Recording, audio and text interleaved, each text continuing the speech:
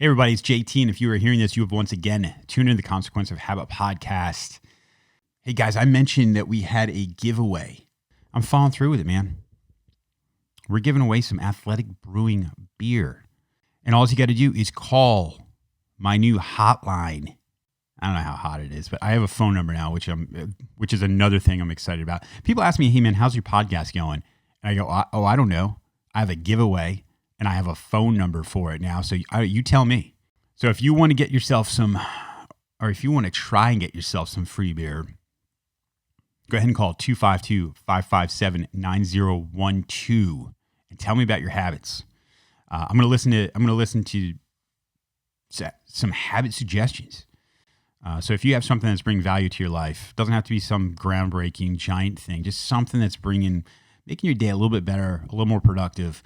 Please call in, leave a message. Let me know what it is. I'm going to take a listen. If you don't want to call, I get it. Just go ahead and email me at jt@consequenceofhabit.com and tell me about what you're doing. I need some suggestions. If I hear one, I think, oh, that's a good one. Then you will receive a 6-pack of Athletic Brewing. Also, if you want to nominate somebody for the show to include yourself, you think somebody's got a story that needs to be told, please call on that number as well or email me at jt@consequenceofhabit.com. All right, moving on. More housekeeping. Hey, we're really trying to make this thing grow, and it is. It's not going fast, but it is growing.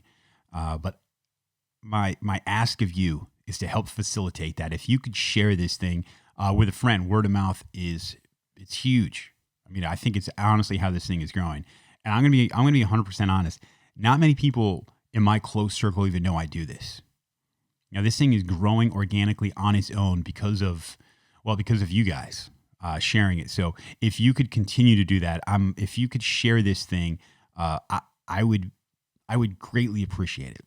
Again, it doesn't go back to me. It goes back to the stories that need to be told and some of the positive emails I get from people saying, hey, I got some nuggets of some good nuggets of information and they're helping me. So let's continue to facilitate that and share it. All right, this week's guest, he's a speaker, he's a coach, he's an advocate. He is a podcast host for a pretty big podcast, man, called Choose Your Struggle Podcast. Mr. Jay Shifman.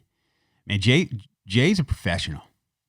Man, I've interviewed some people before, and every once in a while, it can be tough. It's tough getting information out of people. It's up in their head. I mean, there's a reason that they're on the podcast, but it can be work to get it out. Not with Jay. Jay is a freaking pro, man. I mean, I guess he is a professional speaker and coach and all those things, so I shouldn't be surprised, but it was a pleasure talking to him. I got a lot of pointers on this guy. We talk about addiction. We talk about mindset. We talk about habits. We talk about all the stuff that this podcast is about. So, without further ado, please welcome Mr. Jay Shifman.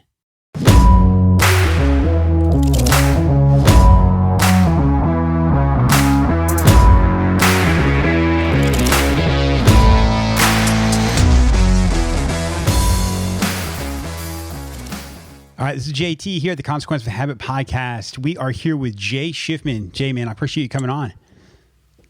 Well, it's great to be here, JT, and it was really great connecting with you.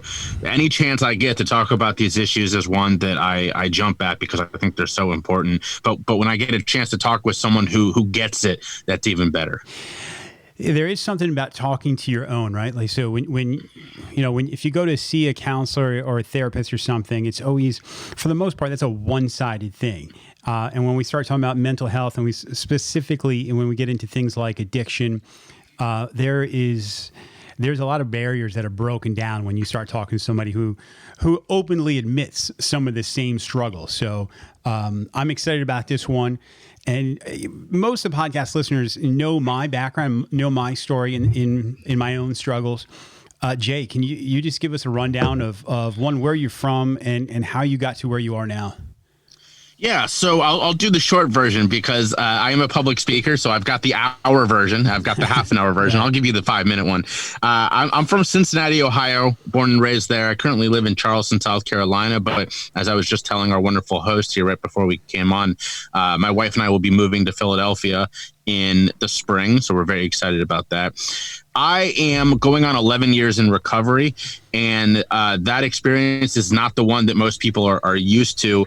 It is a prescription. My struggles were with prescription pills, but it's not an opioid. So we're seeing all of that in our front page news. Unfortunately, that's not really my story. So, and I say unfortunately because it means a lot of people don't really understand, what I went through.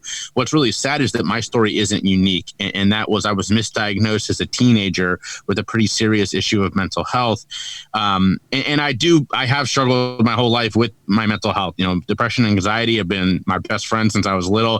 I have OCD. And so all of that together, plus before that, I was diagnosed with ADHD.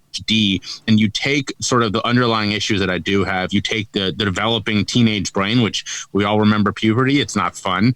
And you add to it high levels of chemicals for ADHD.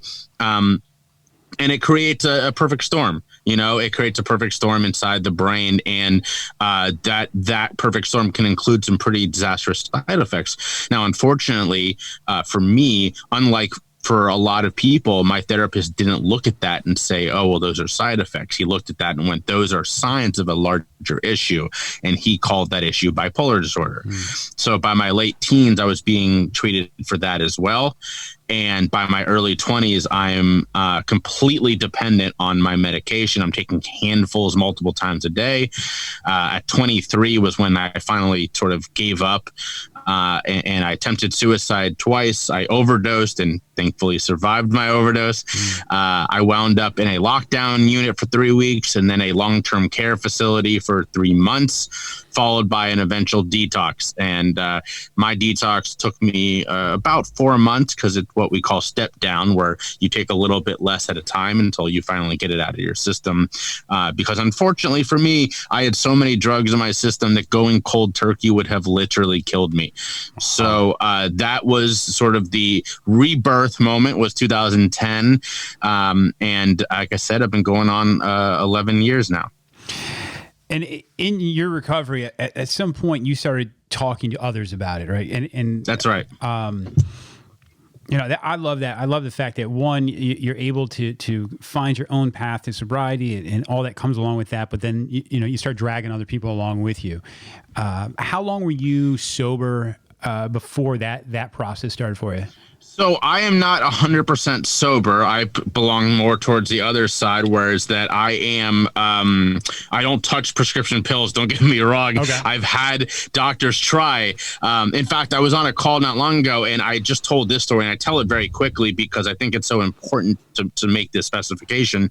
I am not sober, but I am in recovery and I won't go near any prescription pills. And I'm very mindful when it comes to all substances, right? Because I know what that feels like and I can tell, am I doing okay with this? Is this not something that I should be doing? So I was in a car accident about 4 years ago and I was okay. I bumped my head pretty good and I had a concussion. So they took me to the hospital and I get the scans and all that kind of stuff. And then the nurse comes in and says, you've got some pretty serious whiplash. We would like to give you some painkillers. And I said, no. I'm in recovery. I don't do that. Right. I was very respectful about it because I thought she'll understand, this won't be a big deal. And she wasn't. She looked at me and she said, well, but I have to give these to you. What? And I said, no, you really don't. Like, I don't want to touch these. I'm going to be okay. I'll take some Tylenol or something. I'll be okay. And she said, no, but I'm going to give you this prescription. And this became a shouting match very quickly. And she finally said, okay, I'm going to go get the doctor. So she leaves the room and she comes back with the doctor. And the doctor has the same attitude. Like, I'm going to give you this prescription. And I said, you're not. Like, I'm not willing to take that risk. It could be fine. It probably won't. I'm not going to do that. We end up screaming at each other in this hotel room. Now, mind you, again, I've been concussed. I'm still not, and I'm having to defend myself in this moment against a doctor who is dedicated to giving me this pain medication. So eventually he walks over and he slams the medication into my hand. And I look at him in the eyes and I tear it up in front of him. And he says, you know what? Fuck it. I gave it to you, and walks out of the room. And I'm very thankful that in that moment, I got pissed off, because it would have been a lot easier for me just to say, you know what? Fine. I'll take the prescription and walk out of there. Maybe I'm okay. Maybe I'm not. I didn't want to find out, and I'm glad I didn't have to. Do you think that's, how long ago was this? 5 years, you said? 2017 or so. So I guess that was about the time when you would think that things started changing. I wonder if they have that same attitude now that there's been so much light brought to it, especially with, like you said, with the opiates.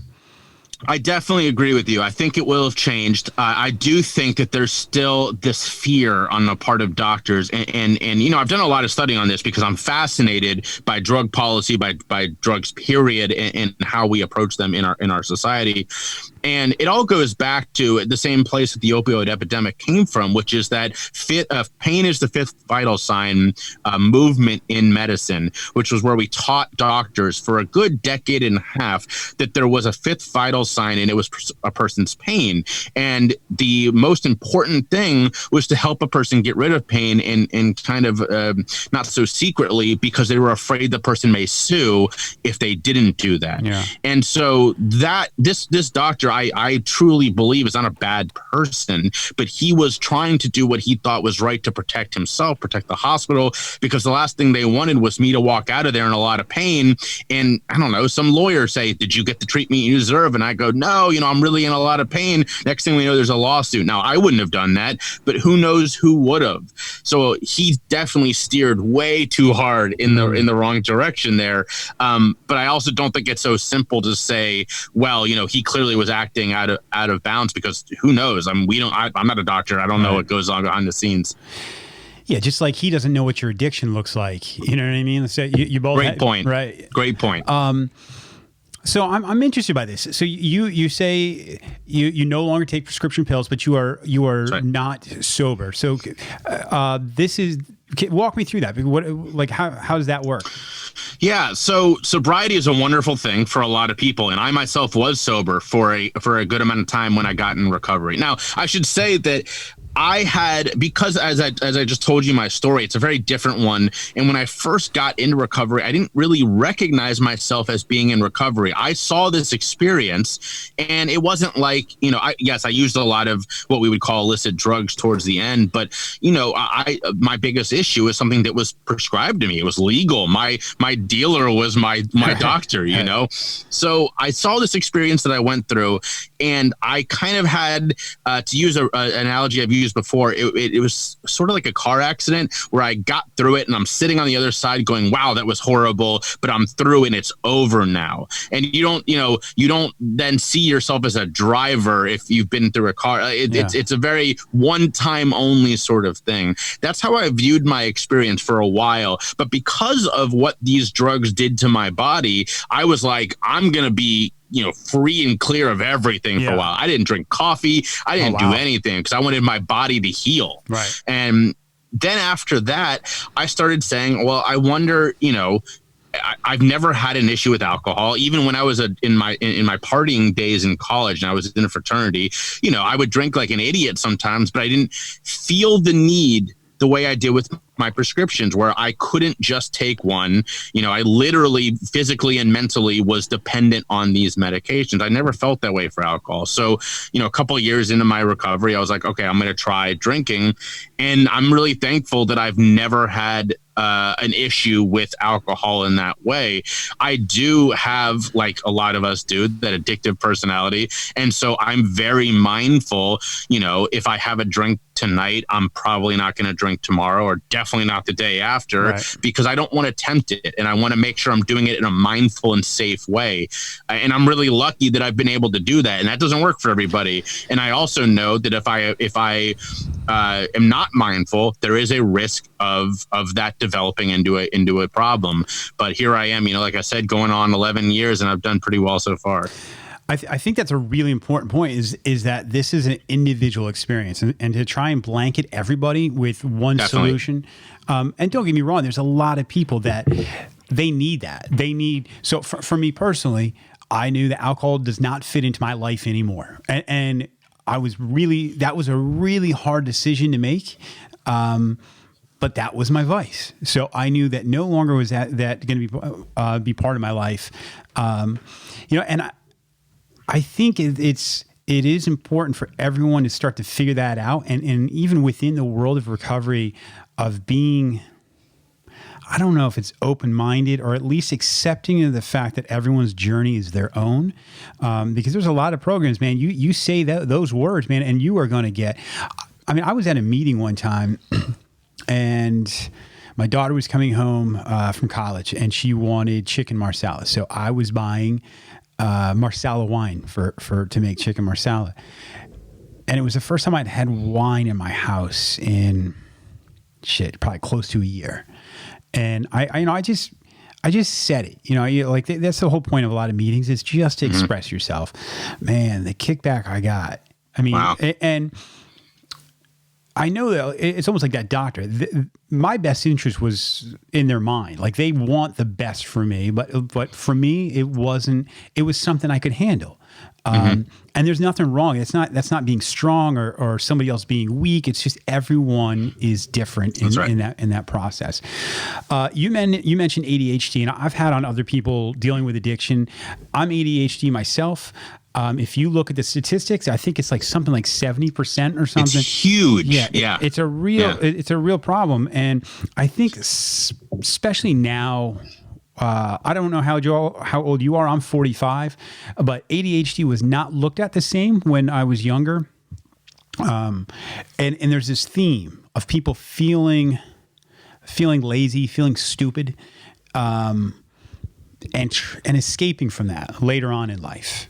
And whatever, you pick your poison and however you're going to do that. You're in this world a lot more than I am. You're a lot more knowledgeable about it. Is that something that you've seen quite a bit? Yeah, 100%. And look, I don't want to be that guy who's just going to drop a bunch of data on the listeners, but there is a little that I think is really important. And for Frank, for JT knows this, but for the listeners, my sort of bread and butter going into 2020 before all in-person events were canceled was I'm a public speaker. And so I do have, when Frank says, I keep calling you Frank. That's okay. When JT says that I'm knowledgeable about this, it's because it's my job to be. So there is a little bit of data that I want to drop. I'm 34, and when I was diagnosed at 11, sort of like what you're saying, ADHD, and it's really more of an umbrella disorder because we put ADD under that and a lot of other things. In the 1980s, when I was born, there were really only about 350,000 people in the U.S. treated for this disorder. Now, by the time I was diagnosed myself, just 10 years later, that number had jumped to 2 million. Wow. So the 90s was an explosion. And by the way, I've given that figure before, and I literally had someone come up to me after a speech and go, well, thank God we don't do that anymore. And I said, lady, that number is now 4.5 million children every year. Yeah. It's even worse now than it was, before. But I tell that because here's why it's important. Number one, I was tried on every drug that came out on the market in the 90s. So when you hear that, and then you hear that there were side effects that I experienced, well, no, duh, there was all these medications were new. Number two, you're definitely right that the rate in people who struggle with ADD and substance misuse is so much higher. And there's a lot of facts to sort of back this up. Number one, this one study found that roughly 25% of those who were diagnosed with ADHD or on something else under that umbrella experimented with substances before they were in their teenage years or so, which is a rate 20% higher than the average population. And why that's important is that if you experiment with substances before you're 15, you're like 20% more likely to struggle with substance misuse later in life.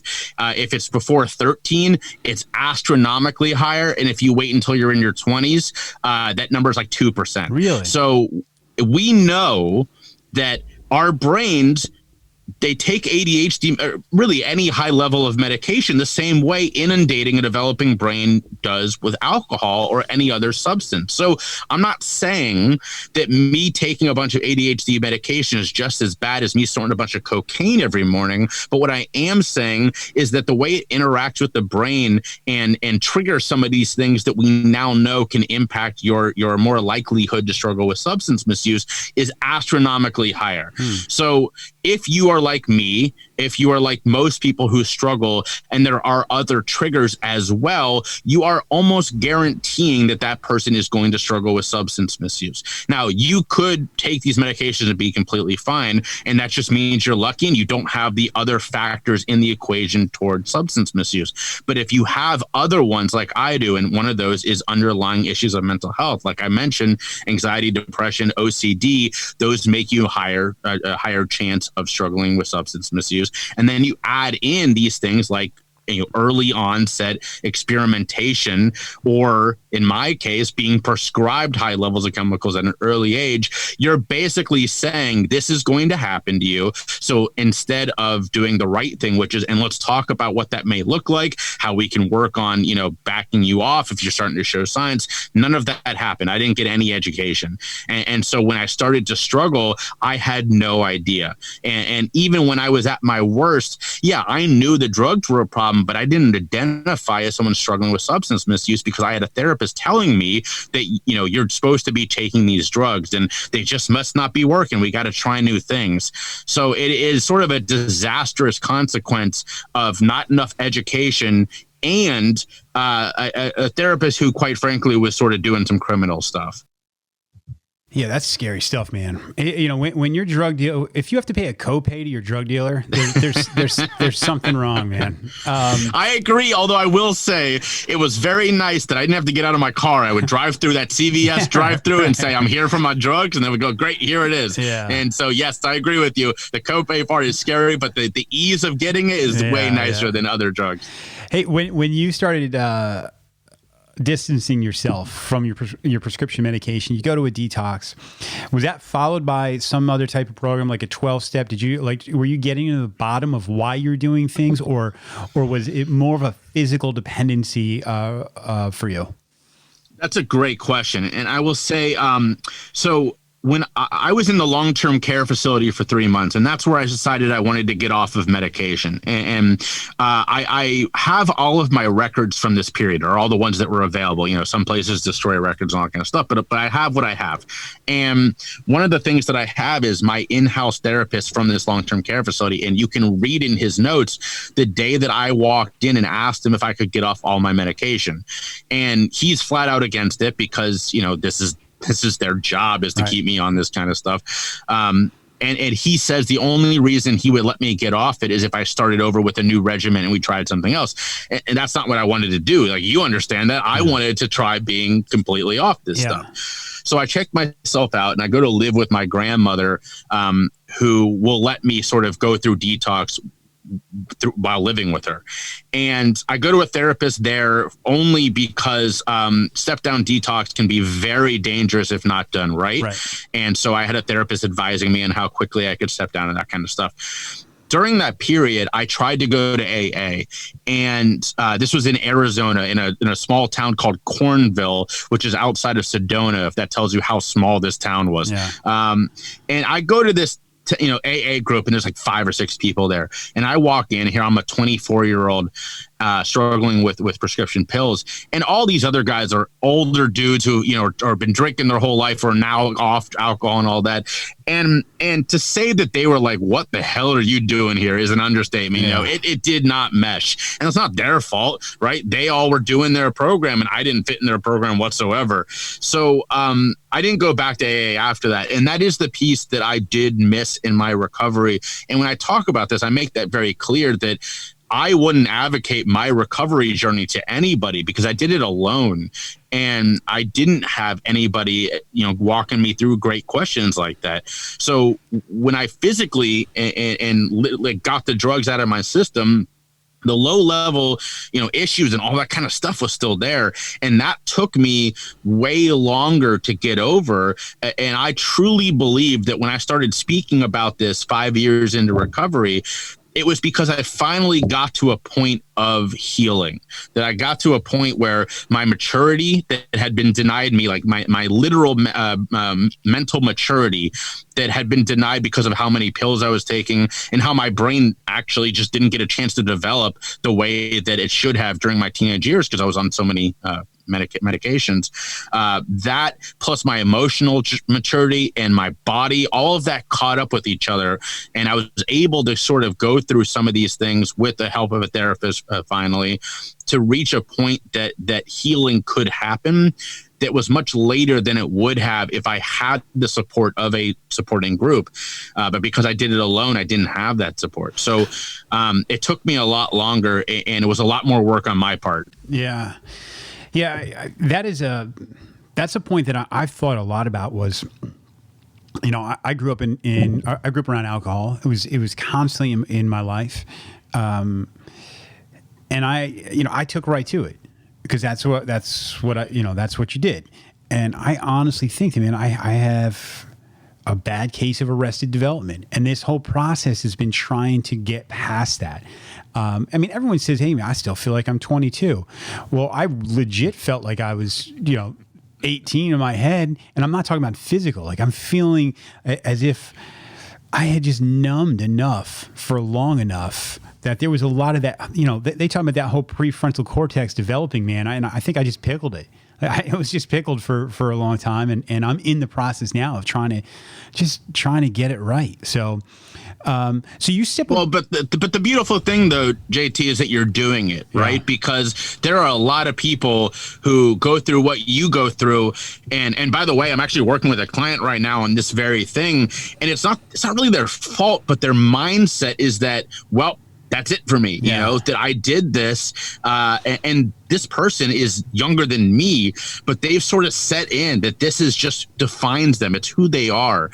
And so I do want to say applause to you for doing that work, because it's very easy to go, God, I screwed this up and that was my chance. I'm done now. Like that's all I've got. So props to you for saying, all right, I'm going to flip this script. I'm going to work a little bit on it. I appreciate that. I do. It is something I feel an immense sense of pride about, just because it's been such a stigma in not just in my life, but the people closest to me. I literally watched my grandfather. This is no joke. I watched him take his last breath from drinking. Mm-hmm. Right? And if that's not enough in itself, and then I went to the bar afterwards. I went right to a bar. And the problem, well, not the problem, but when you say everyone's journey is different, my journey was different in that I wasn't your guy that was just blacked out drunk. I drank good beer. I drank good bourbon. Like I don't say this with pride, but I never got a DUI. I never lost a job. I still, on the surface, I had it together. But deep down inside, not so much. So, I don't even know what the point of that is. It is, I think almost like what you're saying is putting a label on somebody and saying, hey, I had a problem with this, or I'm sure he's not a drunk, but everyone is completely different in this. And it's the important thing is to say, hey, I don't want to do this anymore, but I can't stop. I can't, for whatever reason, stop. So that's what you got to work through, whether it's AA or whether it's through a therapist. I don't care what it's from. I had a guy on here. He runs 200-mile freaking races through the mountains at one time. He did 200 miles in 56 hours, and he finds a deep down truth in himself that I'm sure years of therapy couldn't do. And even when you talk about, hey, you can have a drink now, but you have to have that honest conversation with yourself. Hey, can I handle this? Yeah. And I just think that's so important for you to say, to make clear, is that your story also, like mine, is not the one that we have been taught is labeled as quote unquote addiction, right? Your story he sounds like a guy who had a normal relationship with alcohol, whereas mine, the misdiagnosis and the physical and mental dependence on benzodiazepines and antipsychotics is not a story that gets told. And yet your struggle is one that other people can relate to. My struggle is one that statistically there are a lot of people going through, and yet those stories don't really break through. And it's so important for people like you, for people like me, to tell our stories so that someone can go, oh my God, I identify with that, and he made it through. Oh, I can do this. Yeah. So you get off these medications. You're off your ADHD medication. You're off your mental health medication. You still have to be doing something to get yourself through this, to get yourself in the position you are now. Is that just therapy? What do you have a daily practice? Like talk to us about how you manage every day without these things. Yeah. So number one, the most important thing was learning myself and getting in touch with who I was finally after all that was out of my system, and then coming to terms with that person and learning sort of number one, who I was at the core, and what part of me I could improve, what part of me was just that's who I am, and being okay with myself as a person, right? That was literally base level. After that, yes, working with a therapist has been huge. I'm not currently seeing one at this moment because I was seeing a guy before. And this is something I also talk a lot about, treating your mental health like your physical health. So I was seeing a guy who was very good at being my general therapist. We had a great relationship. And then I wanted to start working on some trauma, and it wasn't going very well. We finally had an honest conversation that he's just not a trauma therapist, and he felt pressured to try to do that for me. And even though that's not really his thing, and I felt like, well, I don't want to be like, rude to you and go see someone else. And it was just awkward. And we were both like, this is dumb. Like, go see a trauma therapist. Yeah. And then of course, COVID happened, and I haven't been able to do that. But I am a huge proponent of seeing therapists. It took me a while, after one of them almost killed me, to go back and see another one and to trust one. But then I found a really great therapist, and I've seen a number over the last couple of years. My wife and I have been to marriage therapists together to try to, we have a wonderful relationship, but you can always be better. Right. And I just am a huge proponent of therapists. So that's number two. Number three is mindfulness is so key to me. It's an everyday thing. I actually have 3 different mindful techniques built into my day. So number one, when I get up in the morning, I've got not a great lower back, so I have to stretch in the morning. And when I'm doing that, I'm focused on positive affirmations. And some of those can feel very silly.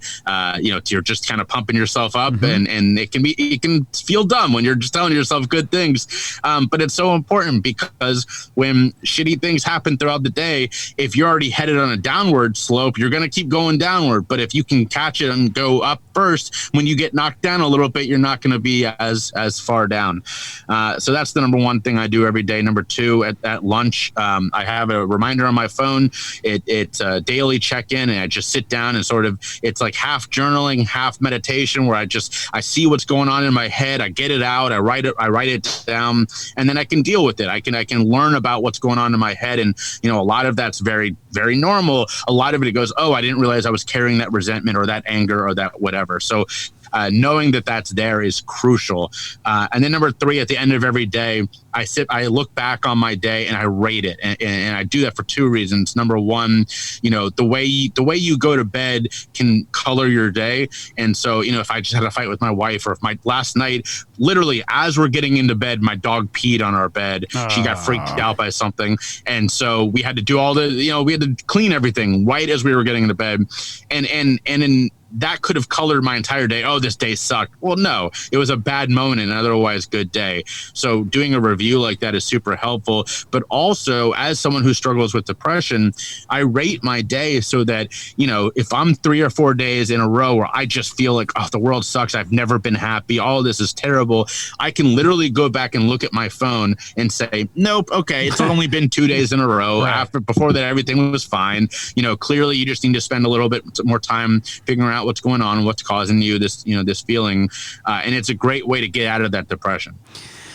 Yeah, that seems to be across the board. This whole mindfulness thing. My last episode was just on stoicism. That's been a big part of my journey, and it's really I mean, it comes down to emotional awareness. Like, well, what's going on in your head? You know, if I'm ready to drag a guy out of his car because he cut me off, it's not him. Like, it's not. Yeah, sure, he cut me off, but there's something going on. I mean, that could be a fight with my wife. You know, well, God, man, you're awfully angry, and I have to try and figure out, like, am I justified, or am I pissed off at something with myself, or am I feeling a certain way? And those kind of talks, that doesn't come natural, right? Like, that is, most people are just along for the ride, and especially when you start talking about mental health. Jay, you're a natural talker, communicator. You're very good at it. Did that hinder you at all, as far as you were able to talk when you were dealing with some tough stuff? Could you come across as this kind of polished stone, even though you were kind of hurting? Yes and no. Obviously, as you know, we talked about before, everyone's path is different. But for a lot of people who get to a point of struggle that I got to, you know, and I mean at that point an extent, you can't hide that anymore, right?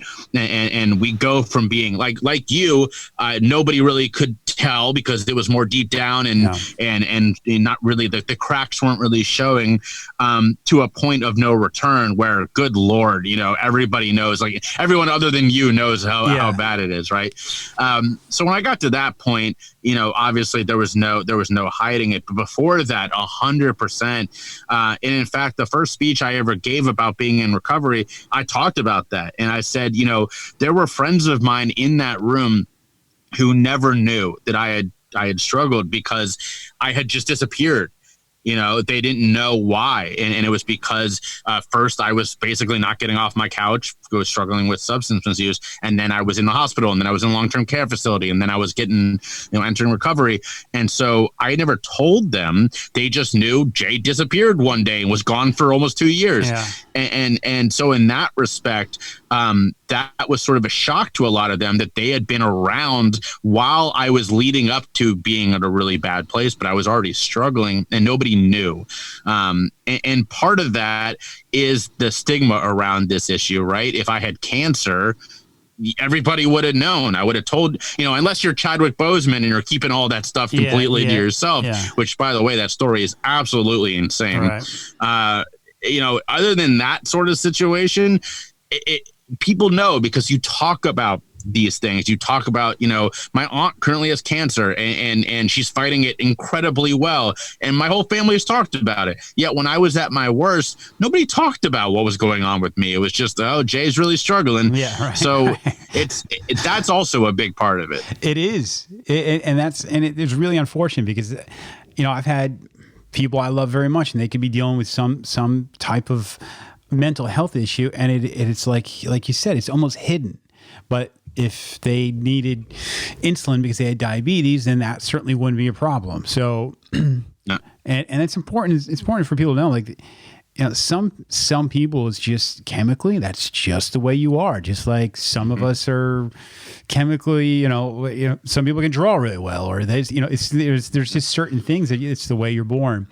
I hear you say a lot of times, well, all the time, you say substance misuse and not abuse. That's right. What's behind that? Well, so that's more of the connotations around these words are often steeped in stigma, right? You know, we used to just call someone an addict, but then we came to the realization, well, somebody with cancer isn't a cancer. Like, that would be a horrible thing to say to somebody who is struggling with cancer, right? So you don't really hear that as much anymore. You'll hear somebody struggling with addiction or whatever the case is. And the whole point about substance abuse versus misuse is that abuse is a very violent word. You know, when someone is abusing something, it's a very there's a lot of anger behind that. You know, nobody abuses anything by accident. I didn't accidentally abuse my wife. Like, that's a serious thing to say. So the shift is away from saying abuse in a lot of circles to misuse. And in saying that, number one, it takes some of the onus off that word. And number two, it implies that for a lot of these people, these substances can be used safely. And misusing it puts it takes the pressure off the substance itself. Somebody who misuses alcohol, it's their relationship with alcohol that's the problem. Other people can use alcohol perfectly fine and not struggle in that way. And so there's that thinking about it as well. You stop me if I'm misrepresenting anything, but just my experience with mental health, just like anything, there's ups and downs. And when you're in a position where you're talking to others, you're speaking publicly, do you ever feel maybe you're having a bad day and you're not in the best place? Do you struggle with that? Projecting something, talking to people about mental health in a certain way. Are you fully transparent about it? And I've only asked that because I've been in that same kind of, not publicly speaking, but I could be on here talking, and I could be talking about habits and what you're supposed to be doing, what you're not supposed to be doing. Meanwhile, I completely am struggling that day, feeling like crap, and not actually walking the walk. I don't know if that makes sense. Yeah, that's a great question. And I think that the answer is it depends on the situation. I've been on stage where, I'm not having a great day, or I once gave a speech while I was in the midst of a depression episode. And part of that is that you got to pull it together, because the way I approach it is that this message is bigger than me, that these messages of getting rid of stigma, of reaching out and having tough conversations in a vulnerable and empathetic way. I am the messenger of this much larger, important message. So that's a piece of it. But the other part is, I have used that, on the podcast for sure. I've said, especially the last couple of months of this year with everything going on, I have been incredibly transparent on how I feel, how I'm thinking. During the early days of COVID, I was as anxious as everybody else. And I talked about that because not talking about it would be disingenuous, especially on a podcast that talks about mental health. Yeah.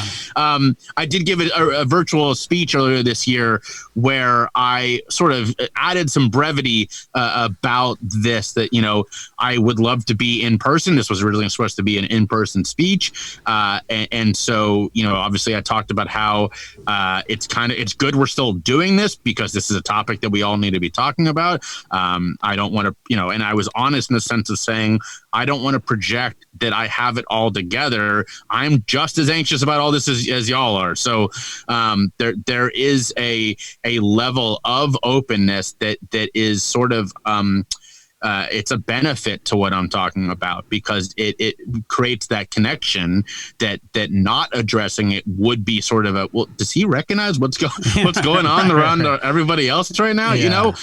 Especially like when I put out a podcast, during some of like the immediate aftermath of the George Floyd episode, the murder of George Floyd. Yeah. To not talk about it would have been incredibly disingenuous. So I was like, I watched the video and I'm having trouble articulating what I saw in that video, and how much hurt I'm carrying from seeing that. And so stuff like that, I actually see it as a positive, because it allows me to connect. Not that episode. I don't mean to say that. I meant my feelings on that, because it allows me to connect with the audience better. So going back to your podcast, discuss what is the main goal of the podcast? What kind of people are you talking to? What are you really trying to accomplish? So I started the podcast as a joke. I started it because of a joke. My best friend in the world is a comedian in Chicago, and he started a podcast. And right before he did, I actually told a client who said to me, it was a coaching client. He said, "You'd make a great podcast host. You have a lot of good things to say. A lot of what you teach me could be on this podcast." And I was like, man, there's no way in hell. And literally a week later, my best friend starts this podcast. And I love him. I've known him for 20 plus years. And I literally said to him, dude, if you can do a podcast, I can do a podcast, you know? So I started this thing without really having any ideas. But I knew that, you know, all the experts were saying that this COVID thing, this was back in February of this year, you know, they were saying this COVID thing is going to be a real big deal. And I saw that already a couple of the speaking engagements that I already booked at where people were getting in touch going, you know, this may not happen, stand by. Right. And so I launched the podcast thinking, okay, this will be a good way for me to chat with people. And I just, there's a hunger for it. You know, there's a hunger for talking about these things. And I was asked by an interviewer not long ago about why I think that podcasts, you know, health and wellness is the number 2 podcast category after true crime. Everybody loves true crime. Yeah.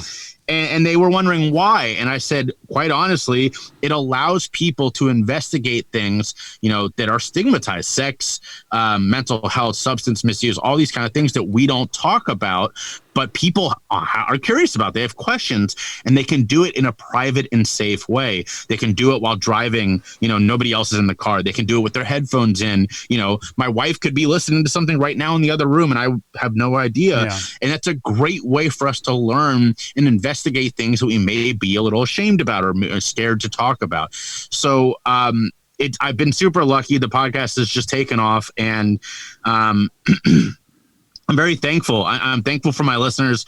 I'm thankful for the incredible guests that have come on. I've had, you know, if you would have told me when I launched this in February that, you know, I'd have a former Congress member, I'd have musicians who have millions of streams a month that all want to talk about mental health and substance misuse, I would have been like, there's no way in hell. Like, I know I'm good, but I'm not that good. Yeah. And I'm just very thankful. And at the same time, it's been a lot of hard work. And I'm thankful for my desire to do it because, you know, there are a lot of people who kick off podcasts and don't have the privilege that I do to dedicate their time. And you know, so as much as COVID has been horrible, it allowed me to dive into this thing and not just sort of, you know, mess around the edges. I mean, I went full in and dedicated myself to this thing. Yeah, it's work. I mean, and that's, you know, there's a lot of people that just buy a mic off Amazon. They think they're just going to get on here and that's all you need to do. You hit record and you're off to the races. But there's a lot that goes into these things, man. And I completely get why mental health is number 2 on the list. I mean, people are really suffering. I mean, our society, you know, between the social media, all the pressure, what's going on politically, what's going on with, I don't know, a pandemic. Dude, there is a reason that death by despair has gone up astronomically. Yep. So and there's a lot of people that are searching. They're trying to find something out there. And if you can get that, you know, you find somebody, you go, you know, that story, I resonate with that. And it's free content. You know, they're just listening in and trying to find those little nuggets to help them get through their day. I 100% get why it is. And I also get why true crime's number 1. I freaking love true crime. So I get it. We all do. It's a great escape. Yeah.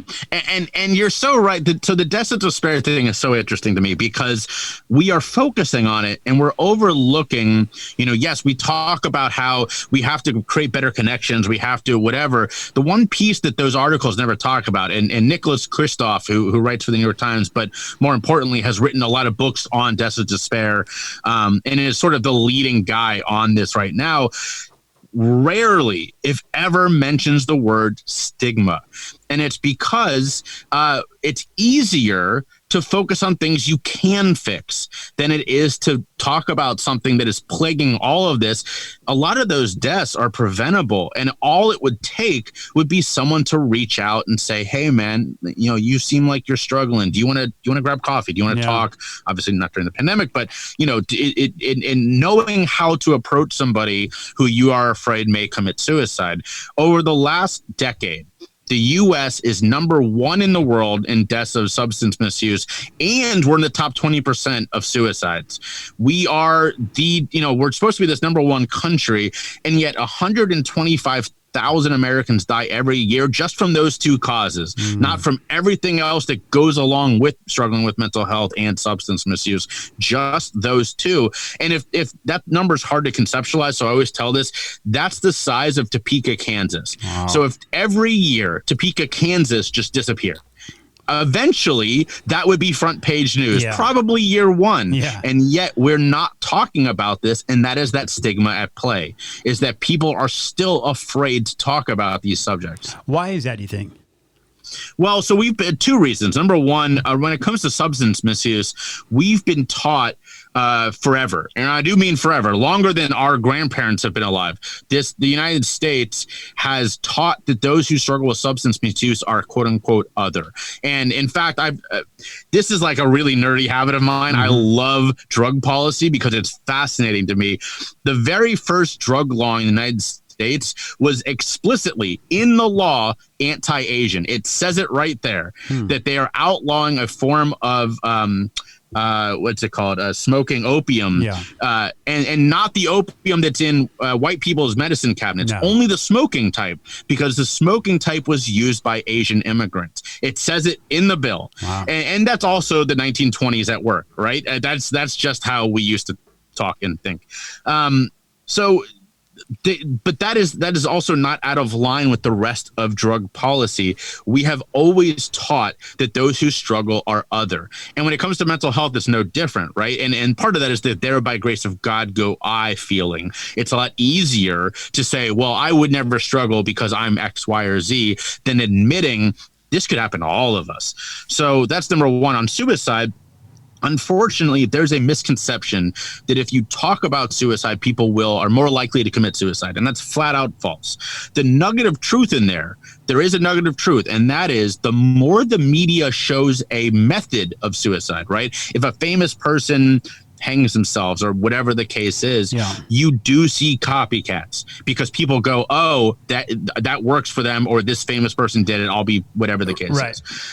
So people take that and they extrapolate, oh, we shouldn't talk about suicide. No. You have to talk about suicide. You have to reach out and you have to know how to do it.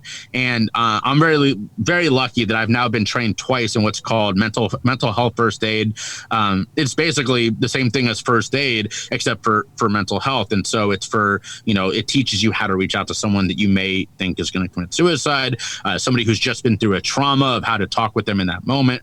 And these are things that anyone can learn. I got it, I got it through Johns Hopkins online. I also got it through the Red Cross. They both offer this. I definitely recommend it to everybody because they're great skills that every person should use. And we have to talk about these things more. We also have to do it from an educated place. Yeah, I was fortunate enough to have a guy on a couple episodes ago named Dan Hurd, and Dan's been riding across the country. He's ridden 17,000 miles on his bike. Holy shit. I know. Pulling up 500 pounds because he was living in like a trailer. It's amazing. It really is amazing. And he's working with an organization that's giving out, part of the podcast is giving out free training, which would cost $30. It's an online course, obviously, in these times. Because I don't think a lot of people know how. I mean, there's a lot of paramedics and firemen that really need that type of training as well. So I'm going to send you his info too, because I think that'd be awesome. Yeah, I think you guys would actually have a lot to talk about. So on your coaching side, let's talk about that. Some of your mentoring that you're doing. What are you doing as far as someone comes to you and they say, "Hey Jay, I'm looking for a mentor. I'm looking for some life coaching. What's next?" Yeah, so the first package that I always sign up people for is it's 5 sessions of Zoom like this, and it's because I don't want, and it's no offense to the person, but I don't want anyone who thinks that like, okay, I can talk to this guy once and I'm going to be quote unquote cured or something like that, right? I want a person who's going to commit. And also, to be clear, I say no almost as much as I say yes, because I don't think I'm the right fit for everybody. And I don't want to start a relationship that isn't going to be good for the person. That doesn't help me at all, and it doesn't help them, right? And so I am really lucky that I know a lot of amazing coaches, and if you're a better fit for someone else, same thing with my speaking. If I'm someone else is a better fit, I had somebody reach out to me and say, I've got a group of inner city kids. I want to talk about what it's like to be Black and have mental health issues. Jay, would you speak to them? And I said, absolutely not. I'm not Black. I've never been inner city. Why would you? So I connected them to this other amazing speaker who I know, and he, of course, did an incredible job. But that's what I mean is that, having options is incredibly important. So if they're the right fit for me, it depends on where they are. The last guy I was working with that we just ended, he is currently, he just overdosed right before we started working together. And so understanding, what's going to come next. And, a lot of people who come to me as a mental health coach are not afraid, that's not the right word, are hesitant to see a therapist. And again, there's a lot of stigma there, so I don't fault them. But a success in my eyes is if by the end of the time we're working together, they're doing a lot of these, mindfulness practices. They're doing, they're taking positive steps. But if I can hand them off to a therapist, victory banner is hung. I am so happy because I can't replace a therapist. I never want to replace a therapist. The best scenarios are when you're already seeing one and you're focusing on the big things. If you're going to your therapist and you're talking about mindfulness and all these kind of things, that's fine, but you're not getting your money's worth, right? Go to your therapist and talk about the big things and then come to me and we're going to work on everyday things like mindfulness. If someone wants to get in touch with you, Jay, where can people find you? Yeah, so the free thing, obviously, is the podcast. That one's completely free, although I do have a Patreon. The podcast is called Choose Your Struggle. That's my brand. That's my company. I sell merch with it. It's everything. So Choose Your Struggle. And then my website is jayshifman.com, JAYSHIFMAN.com. And I am either Jay Shifman or I am Choose Your Struggle on all social media. I'm pretty active on LinkedIn. There's a really fantastic mental health community on LinkedIn and substance misuse. And the reason is, LinkedIn for the longest time is just for the workplace, right? That's what everyone thinks. But before the pandemic, Americans were spending as many waking hours with their coworkers as they were with their, wife, husband, whatever the case is. So these conversations have to happen in the workplace or we're going to not prevent a lot of the losses that we need to be preventing. So there's a lot of us who do this work. It also allows for more thoughtful conversation. I post something on Facebook and I'm going to get a bunch of BS people responding. I heard that if you're struggling with substance misuse, it's because you sinned against God. I don't care about your opinion. I'm sorry. I don't have any interest in your opinion. If I do this on LinkedIn, then I get scientists who respond. I get educators who go, oh, that's so interesting. Occasionally I'll get a PhD telling me to get out of their sandbox, but that happens anywhere. So LinkedIn is just where I'm the most active. And then Instagram is mostly pictures of my dog. So, check that one out too. Right. Cool. Well, listen, Jay, unless you got something else to talk about, man, I really appreciate you coming on here. This has been fantastic. Well, this was a lot of fun. Like I said early on, I knew it was going to be because, I do a lot of these. In fact, I'm on pace for about 75 of these this year, interviews of the like.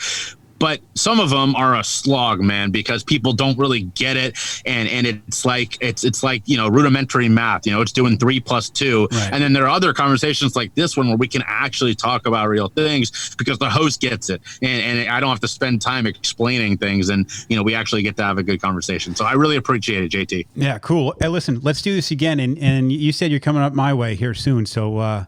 We'll get together and have coffee or something. Hopefully all this craziness passes us sooner than later. That's right. And we'll get to record in person one day. Dude, I love it. I love it. I got 2 mics here and one's never used. So nice. Me too. I have the same issue. All right, Jay. Be good. Thanks, man. All right. That's it for me. If you're in the United States, I want to say happy Thanksgiving. If you are not, have a good Thursday. Well, I hope every day is good. But please, guys, please share this. I mean, if you made it this far in the podcast, it can't be that bad, right? So if you could just share this with your friends, I would really very much appreciate it. Leave a review because it helps me. Again, I don't know exactly how, but somehow in this algorithm thing, it is a plus. Other than that, you guys all have a good week, and I will catch you next Tuesday.